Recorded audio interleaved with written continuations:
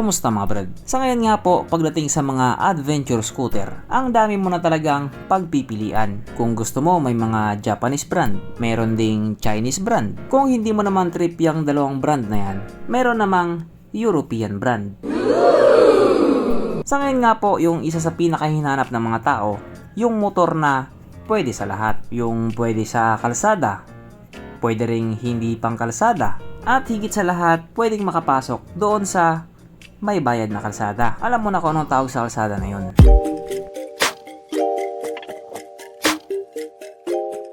Pero syempre, bago tayo magpatuloy, kung bago ka pa lamang napadpad dito sa aking walang kwentang channel, huwag ka na mag-subscribe.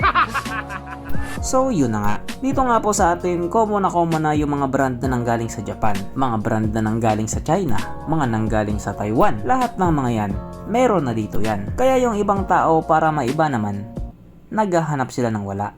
My God. Pero ngayon nga po, pagdating sa kategory ng 400cc na maxi scooter or adventure scooter, ang dami mo na talagang pwedeng pagpilian sa hanay na yan. At isa nga po sa mga bagong new na brand ng motor na nandito sa Pilipinas, walang iba kundi ang brand na ito. Medyo mahirap lang siyang i-pronounce, pero goods na goods naman siya. At itong brand nga po na tinutukoy ko, walang iba kundi itong brand na Fuju. At kung hindi ka mag-agree doon sa pronunciation ko, bala sa buhay mo.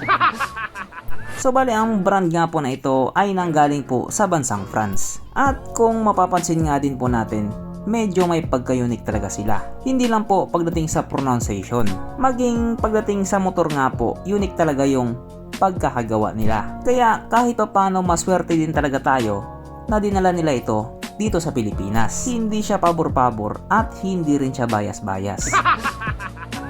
Kaya dahil dyan, pag-usapan na lamang natin kung ano nga ba meron sa motor na ito at kung gaano nga ba talaga siya kaganda. So ito nga po ang Fuju XP400 GT na mayroong 400 cubic centimeter engine displacement, 4-stroke single cylinder, single overhead cam with 4 valves, naka-electronic fuel injected, at syempre ito po ay naka-liquid cool. Kaya hindi po siya panis sa Honda Click 125.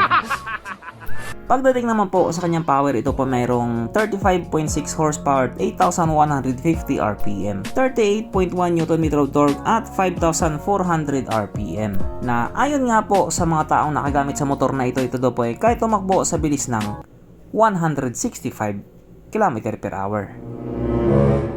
Pero sa ibang bansa, 137 kph lang talaga yung top speed niya.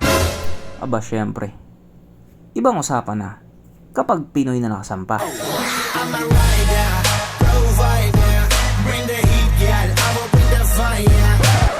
Ang kanyang tangke ay kaya magkarga ng 13.5 liters fuel tank capacity na kumukonsumo naman daw po ng 26.3 kilometers per liter. So para nga po sa isang 400cc na adventure scooter, pwede na. Ang sukat ng kanyang gulong 110 by 70 by 70 sa harap at 160 by 60 by 50 naman sa likuran. Pagdating naman po sa kanyang braking system, ito po ay naka-dual disc brake sa harap at disc brake din po sa likuran. As expected, syempre ito po ay naka-ABS.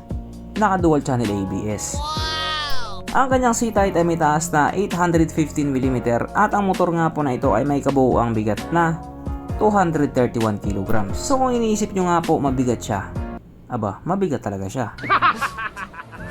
Mapunta naman po tayo sa iba pa niyang mga features. So, ang ilaw nga po sa motor na ito, naka full LED na po. Napasado nga po sa European standard. Ang kanyang gauge panel, ito po ay combination ng TFT digital at ng analog. Na ganyan nga po yung itsura.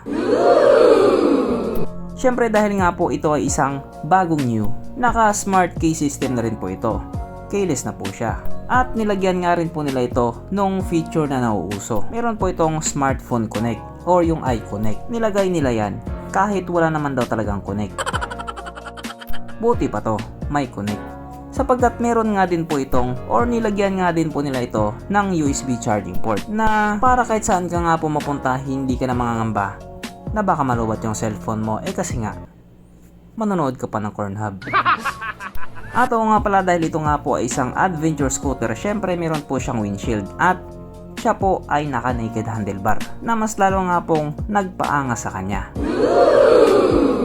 Pero ito, mas maangas to. Sapagkat nandito na nga po tayo sa exciting na part, ang kanyang mga suspension. So sa harapang bahagi nga po, ito ay ginamitan ng inverted fork. At sa likuran naman, ito po ay gumagamit ng medyo kakaibang monoshock na ayon nga po sa mga taong nakagamit sa motor na ito, maganda ang bounce.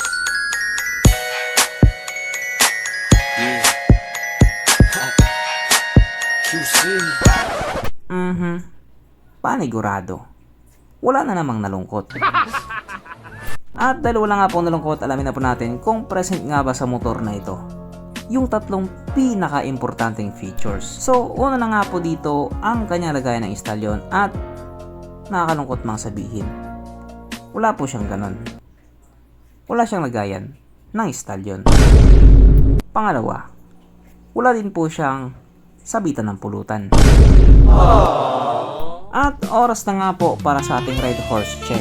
Ang pinaka-importanting feature sa isang motor.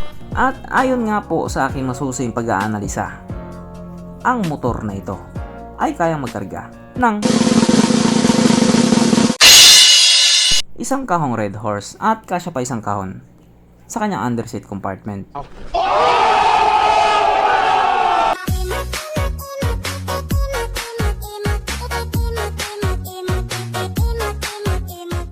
So therefore, ang motor na ito kahit papano recommended.